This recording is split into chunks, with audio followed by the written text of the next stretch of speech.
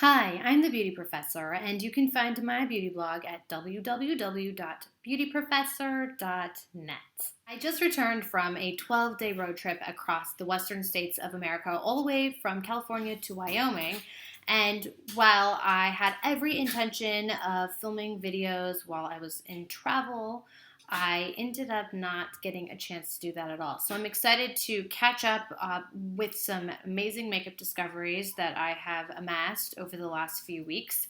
And I'm going to be starting today by going over a couple of new product collections from the Australian brand Napoleon. So if you follow my blog, you might have read recently that I had the opportunity to interview Napoleon of the famed Napoleon Cosmetics line at Neiman Marcus in Beverly Hills a couple of weeks ago. And that post went up earlier this week. It was an interview that was full of fascinating information, and what a joy to be able to meet the man behind the line.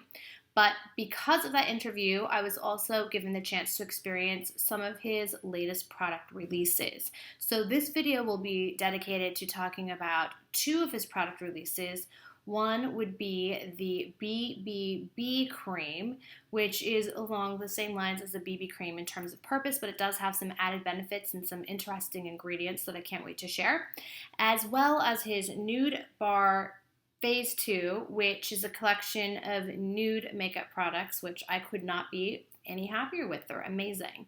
So those will be the areas of focus for this video, and I am wearing the vast majority of the products that I'll be discussing and swatching for you today to give you a real sense of what those products look like on a human head. The first product that I'll be sharing with you today is the Napoleon Autopilot BBB Cream, and the 3 B's stand for Beauty Boosting Balm.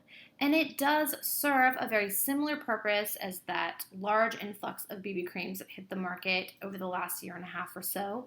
But I will say that I am impressed by the fact that it does have some additional benefits and a differentiating finish that make this a lot more interesting to me than, say, a typical BB cream, which hasn't really captured my heart in any way, shape, or form. So first things first, it does have a very respectable SPF 30, and I appreciate the fact that it's broad spectrum, meaning that it certainly relies on titanium dioxide as that sun protectant on a major level, but it also has some additional SPF from a chemical realm to make sure that both UVA and UVB rays are being blocked out. It comes in 2 shades, which are light medium and medium dark. I have the light medium, and I'll swatch it for you right now. I also have it on my face. And I'm approximately an NC 25 right now in the dead of summer. I've been wearing, obviously, SPF and also a sun hat or a baseball hat anytime I'm in the sun for a prolonged period of time so that I don't pick up any additional tan on my face. All right, so this is the light medium. And I would say it's appropriate for skin tones in the NC maybe 15 or 18 all the way through 25, maybe even 30. It just depends on how much you shear it out. You can see how it virtually disappears on my hand. With my blog post that will accompany this video, I will also share swatches in different lighting situations to show you the finish of this foundation. The finish on this is extremely silky, and I would say, as I mentioned before, that the coverage is buildable. So while certainly with any BB cream, you're likely going to get a minimum sheer coverage finish that first application round, I have found that if I use it with my beauty blender that spritz with water and then tap it into my skin, that it can create very easily a medium coverage look on the face. And that medium coverage is coupled by an extremely glowy finish as well. And that was the part that really stood out to me. In my experience, high SPF BB creams tend to have kind of a cakey, dull finish because there's a lot of ingredients in there that are protecting the skin, but it doesn't look particularly radiant. And I have been gravitating towards a more radiant finish on my face. I think it looks more natural, it's more flattering. And so when I put this on straight out of the shower a couple of days ago, I was absolutely astounded to note A, how good the coverage was when applied with a beauty blender, and B, how radiant it looked.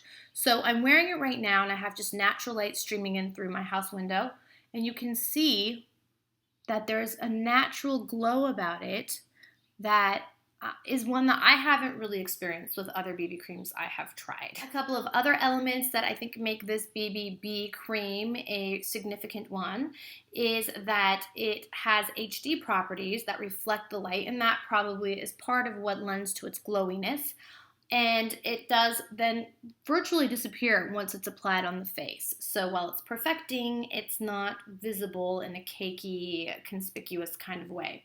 It also has some very interesting and natural ingredients: blueberry seed oil, green tea extract, a blend of marine minerals, and specifically something I'm going to do my very best to pronounce, Helix aspera Mueller glyconjugates, which when translated is snail mucus. And that's kind of a daunting ingredient, not a common one, but it is intended to fight the aging process and fight free radicals. Of course, as with any well-executed high-end line, this is not containing any sort of paraben, mineral oil, or fragrance. And that fragrance, I think, is a chiefly important element for me. I'm very sensitive to fragrance, especially on my face and a base product. And so I appreciate the fact that there's no scent associated with this particular product. Wear time for me, once buffed in with a beauty blender, is somewhere in the 6 to 8 hour range without any kind of major need for touch-up. So while I can set this with powder if I want to, especially if I feel like I'm going into an extra humid or warm environment, it's not necessary, and I don't find this sliding around or moving around or pooling in pores as the day goes on. So it does have longevity on its side. A couple of other items from his Nude Bar collection that I'll be sharing with you today involve products for the lips and for the eyes. So let's start with the eyes actually first. This is the Eyebright Inner Rim Eyeliner. And at first glance, it is, as you can see, a very light color, which is an anomaly when it comes to eyeliner. This is intended to brighten up the eye region. Now, I'm wearing some right now, and I chose to wear it in areas in addition to the inner rim. But we all know that when you've got a brighter eye area, that you look more rested, refreshed, awake, and there are certainly times in my schedule where that is called for. So I have applied it on the inner rim. It's very subtle. You won't see a major line. Here it is on my hand here, so you can see it's just a very creamy, pale, luminous white intended to brighten up. So I put some on my rim. I also put a little bit under, and I'll just reapply right under my lower lash line here to kind of brighten things up. And I chose to take an extra step and apply a little bit above on my upper eyelid, right behind the lashes, to add a little more luminosity. This is a retractable pencil, so no need for sharpening, and that's a bonus. And it does have a very, very secure lid. I haven't had any issues with this coming apart in my makeup bag.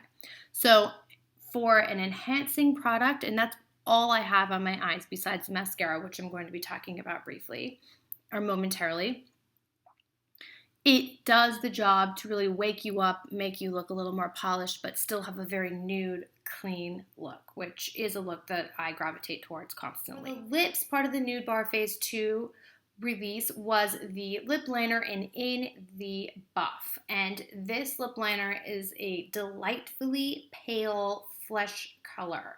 I will swatch it. You can see it's right here on my hand, and truly it is that light.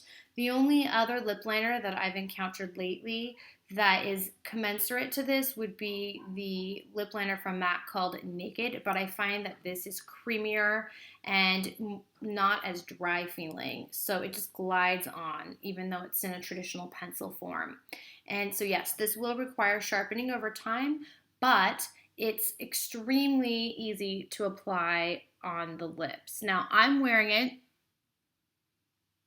on my lips with a final lip product from Napoleon that I'll be sharing, but I also combined this pencil with a little bit of deeper lip color just for the video so that it would show up. This is the Urban Decay Revolution lipstick in Native, which looks like this. It's a very creamy nude pink, kind of along the lines of the YSL Rouge Volupté number 1, which is one of my favorites. I'd say this is a little bit pinker as opposed to nude beige. On my hand, you can see the color. It's right here. So I just mixed this as an all-over lip base with this, and then I've topped it. If you can see, there's a shiny effect. It's not just coming from these two products. I've topped it with a gloss, which I'd love to share with you. This is the Napoleon Luminous Lip Veil in Overcoat, which is an absolutely delightful semi-opaque nude. It's right here. Now, you can see that it's got intense shine. So it starts with a creamy nude beige, very neutral. It's not leaning towards anything warm or overtly cool. And then it finishes with some very finely milled pink micro shimmer, and that just brings out the natural rosiness of your lips while still adding a nude veil. It's gorgeous on its own. I wore it on my vacation multiple times just by itself for kind of a fresh, shiny look that actually looks different than just clear gloss. But over lip color, it's absolutely amazing. I'll add a little more now so you can see the effect.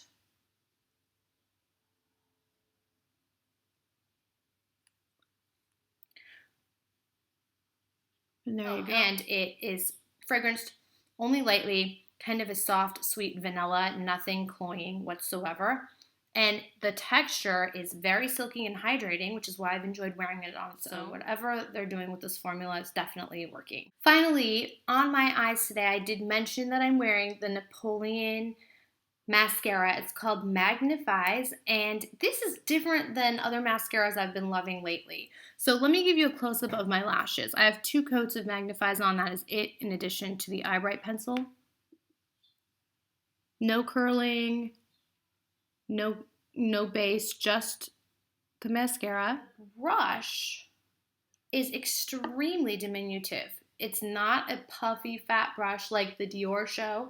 It is very thin, but I'm going to tell you, when you're applying mascara in a hurry, this is what you want because it doesn't get all over the orbital area. The formula itself is very lash building. So I had started with obviously blank lashes, and I can even add more right now, and it accepts the mascara without getting too clumpy.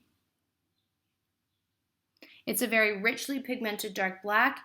It's separated my lashes, lengthened them, and also added some volume, but I think it's most telling that it's effective when you're wearing minimal eye product. And in this case, 2 products on the eye, and they look polished and finished.